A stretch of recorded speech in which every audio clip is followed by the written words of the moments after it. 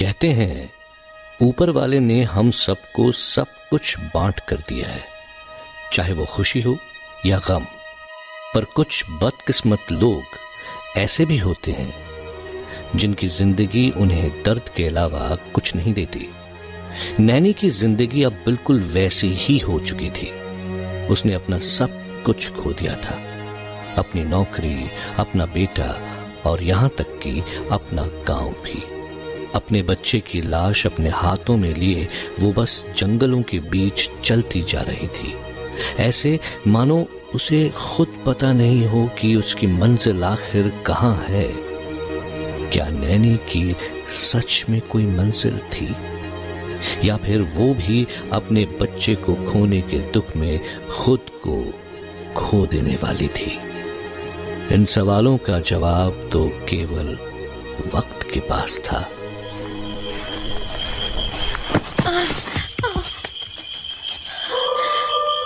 बेटा, मेरा बेटा कहाँ गया? कहाँ गया? बेटा, बेटा, तुझे चोट तो नहीं आई? मुझे माफ कर देना मेरे बच्चे। तेरी माँ बहुत कमजोर है, तेरा ख्याल भी नहीं रख पाई, इस दुनिया से लड़ भी नहीं पाई। जिसने तुझ जैसे मासूम को मुझसे छीन लिया। मुझे माफ कर देना मेरे बच्चे, मुझे माफ कर देना।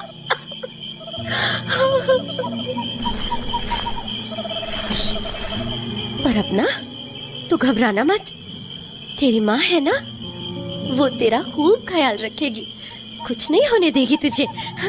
तुझे अपने गले से लगा के रखेगी, कभी अकेला नहीं छोड़ेगी, कभी नहीं, कभी भी नहीं।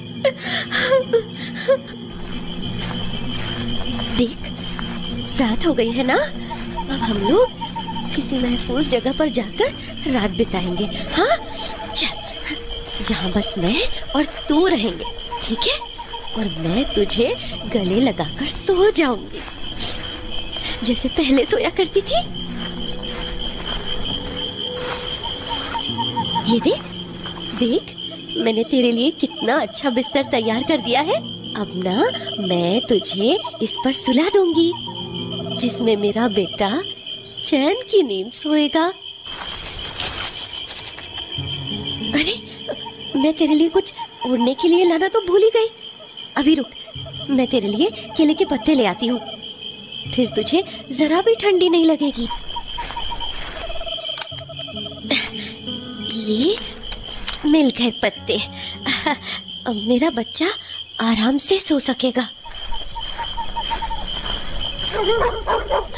अरे मेरे बच्चा, ये मेरे मुन्ने को कहाँ घसीट कर ले जा रहे हो? हट, हट, भाग यहाँ से, दूर हटो मेरे बच्चे से, हट।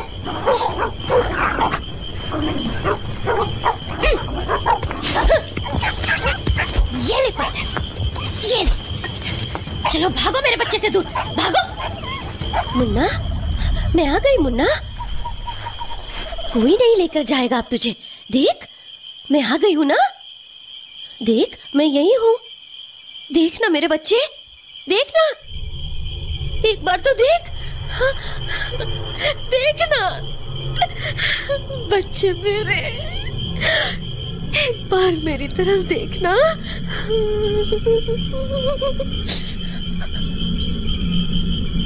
अरे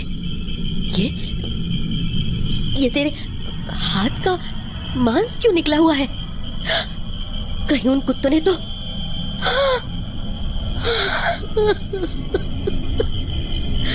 मुझे माफ कर देना बेटा, मैं एक अच्छी माँ नहीं बन सकी, ना तेरा ख्याल रख सकी और ना तुझे खुश रख सकी।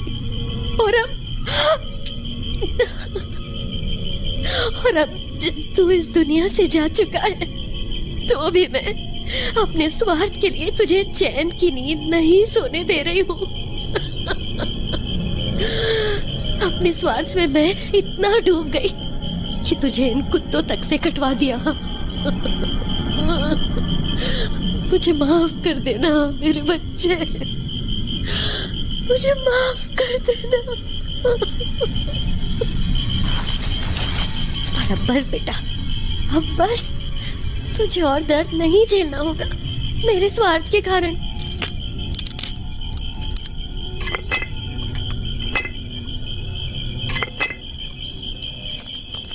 अब बस मेरे बच्चे, अब बस। तुझे चैन की नींद दूंगी। तूने बहुत कुछ झेल लिया इस छोटी उम्र में।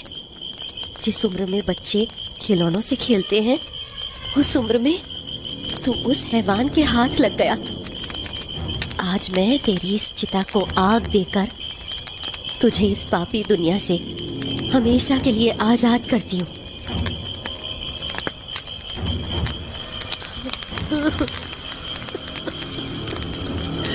मेरा बच्चा, मेरा बच्चा। भगवान, बस खड़े खड़े तमाशा देख रहा है ना तू? जिस माँ ने अपने बेटे के लिए बिस्तर बनाया था, उसी बिस्तर को उसकी चिता बनाकर आग देते हुए तुझे बहुत अच्छा लग रहा होगा ना? चुप क्यों है? जवाब दे मुझे। तूने मुझसे मेरा पति छीन लिया, मैं सहती रही। तूने मुझसे मेरा घर छीन लिया, मैं सहती रही।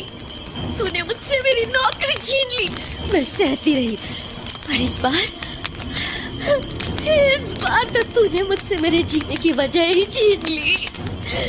क्या यही है तेरा इंसाफ? क्या इसीलिए लोग तुझे पूछते हैं? क्या तुझे एक माँ की ऐसी हालत पर जरा भी दया नहीं आई? चुप क्यों है? बोलता क्यों नहीं? बोलना।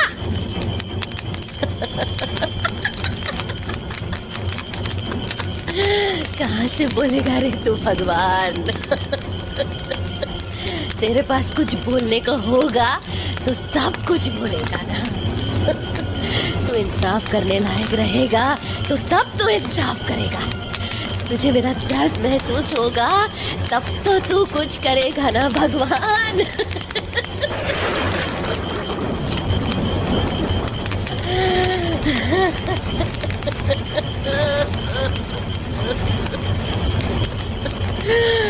पर तू चिंता मत कर, तुझे तो मैं दिखाऊंगी कि इंसाफ क्या होता है। और सिर्फ तुझे ही नहीं, इस पूरी दुनिया को पता चलेगा कि एक माँ का इंसाफ कैसा होता है। तुझे बहुत घमंड है ना अपने बनाए हुए इंसानों और पेड़ पौधों पर? तेरा ये सारा घमंड मैं चूर कर दूंगी। तेरी इस दुनिया की सारी खूबसूरती छीन लूंगी। तेरी इस हंसती खेलती दुनिया को हमेशा हमेशा के लिए नर्क बना दूंगी। याद रखना मेरी बात, याद रखना मेरी बात, याद रखना मेरी बात।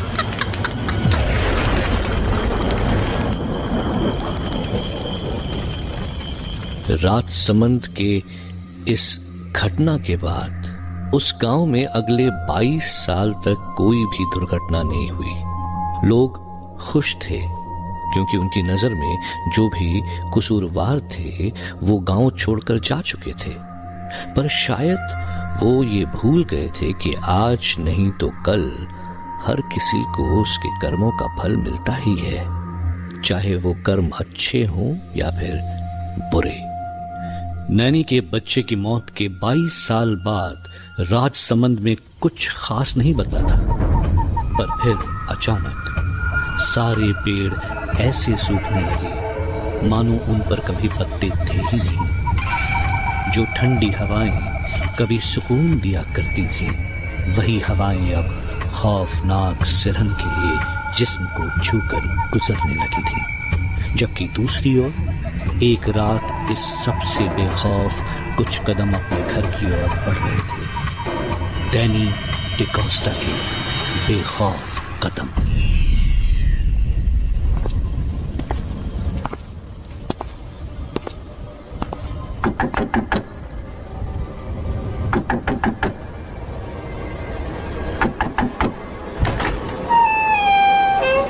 अरे बेटा डैनी, तुम इतनी रात को?